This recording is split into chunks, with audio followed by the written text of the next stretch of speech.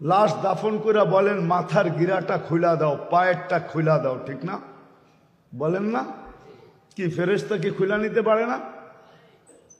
এই শরীরটা কে পরিচালনা করে? ফেরেশতার মাধ্যমে পরিচালনা করে আল্লাহ। নাহলে প্রযুক্তির দিকে যদি তাকান তো আপনার শরীরটার ভিতরে চলার কি সিস্টেম আছে আমাকে দেখান।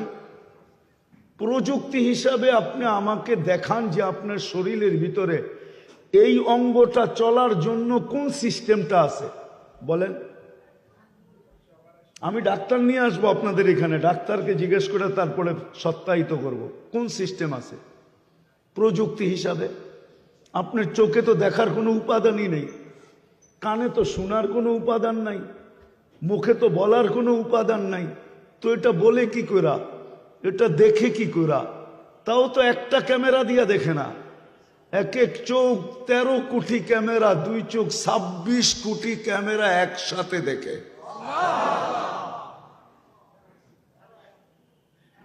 এটা তো ক্যাবেল আছে পিছনে, 1.6 সেন্টিমিটার জায়গা দিয়ে আল্লাহ 13 কোটির ক্যাবেল নিয়ে গেছেন, দুটাকে একসাথে লাগতে দেন না। দেখান তো দেখি প্রযুক্তি দিয়া কোন অঙ্গটা প্রযুক্তি দিয়ে চলে। আপনার আমার ভিতর থেকে যে ডেলি 80,000 বার কার্বন ডাই অক্সাইড বাহির হয়, 80,000 বার দূষিতটাকে বাহির করেন আল্লাহ। এটা কোনটা দিয়ে বাহির করেন? কোন প্রযুক্তি দিয়ে বাহির করে? এটা চলার মতো এখানে কোনো প্রযুক্তি মানুষের বিবেকে ধরবে না। যদি ধরতো তাহলে চোখের ডাক্তাররা এই পর্যন্ত কিনারা পাওয়া যেত। শত শত বৎসর গবেষণা, একজন না, দুইজন না, তিনজন না, লক্ষ লক্ষ চোখের ডাক্তার চোখ নিয়ে গবেষণা করতেছে। যদি জিজ্ঞাসা করি কতটুকু গেলেন, রামপুরা পর্যন্ত না টিভি সেন্টার পর্যন্ত, তো বলবে কতটুকু গেলাম এটাও বলতে পারি না, শেষ কোথায় হবে, ল্যান্ডিং কোথায় হবে, এয়ারপোর্ট কখন আসবে, নামবেন কখন, তো বলবে এটাও জানি না। ছোট একটা চোখে যদি এই প্রযুক্তি ফিট হয়, এটা তো চলে না কোনো প্রযুক্তি দিয়া, এটা তো কুদরত দিয়া আল্লাহ ফেরেশতার মাধ্যমে চালান। বিশ্বাস হয় না? আপনারা বলবেন হার্ট চলে বাল্ব দিয়া, ঠিক না?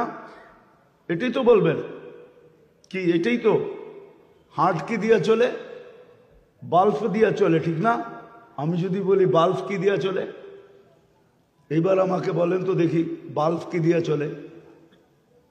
মানলাম হার্ট বাল্ব দিয়া চলে, কিন্তু বাল্ব কি দিয়া চলে বলেন? কারো কাছে জবাব আছে বাল্ব কি দিয়া চলে?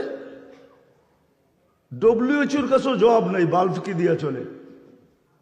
বাল্ব তো আল্লাহর কুদরত দিয়া চলে, আল্লাহর কুদরত দিয়া ফেরেশতা চালায়। তো যেটা বুঝাইতেছিলাম যে এই মানুষটাকে, মানুষ হলেই যদি যথেষ্ট হতো তাহলে এই মানুষটাকে কোনোদিন আল্লাহ জানোয়ার বলতেন না। বিশেষ করে মুসলমান, যার কপাল, এত বড় কপাল দিলেন যে দুনিয়ার কারো কাছে ফিতা নাই যে মাইপা দেখবে। তো যেটা বলতেছিলাম কোত্থেকে বাহির হয়ে গেছি, তো কাফেররা বলবে তোমরা তো অনলাইনে দুনিয়াতে মুসলমান ছিলে, কিন্তু আজকে তো তোমরা আমাদের সাথেই, তোমাদের ইসলাম সব জায়গায় যে তোমরা কাগজে মুসলমান লিখতে, এই লেখাটা তোমাদেরকে কি কাজে দিল? তা আল্লাহর রহমতের ভিতরে জোশ উঠবে। তা আল্লাহ জিবরিল আলাইহিস ইসলামকে বলবে বাহির করো, যে নামদারি মুসলমান ওকেও বাহির করো। তো যখন বাহির করা শুরু করবে তখন বোঝা যাবে আপনার আমার কপাল কত বড়। তখন কাফেররা চিৎকার দিবে লাউ কানু মুসলিমিন, হায় আমরা যদি মুসলমান হতাম। এই নামদারি হলো তো আজকে বাহির হওয়ার সুযোগ হতো। যা কথাকে গুছায় নিয়ে আসতেছি, তো আল্লাহর কাছে মানুষ হওয়া যথেষ্ট না। আল্লাহর কাছে মানুষ হওয়ার জন্য একটা ধারা আছে, একটা মাপকাঠি আছে, একটা মিটার আছে, একটা গজ আছে, একটা পাল্লা আছে। ওই পাল্লাতে যখন হবে, ওই মিটারে যখন পুরা হবে, পাল্লাতে পুরা হবে, গজে পুরা হবে, তাইলে আল্লাহর কাছে সে মানুষ হবে, না হয় সে মানুষ হয়ে জন্ম নিতে পারে।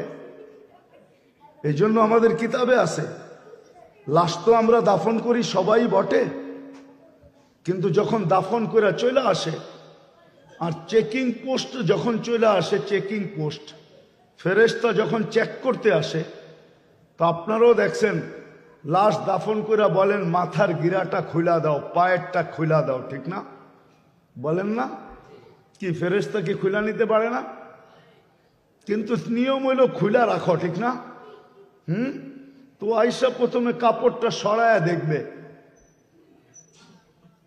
প্রশ্ন উত্তর পরে হবে, আগে দেখবে। কিন্তু দেখা যাবে আমরা রেখা আসছি মানুষ। জালালউদ্দিন সুয়ুতি রহমতুল্লাহ আলাইহি লেখছেন যে রাইখা বাড়ির দিকে পা বাড়াইতে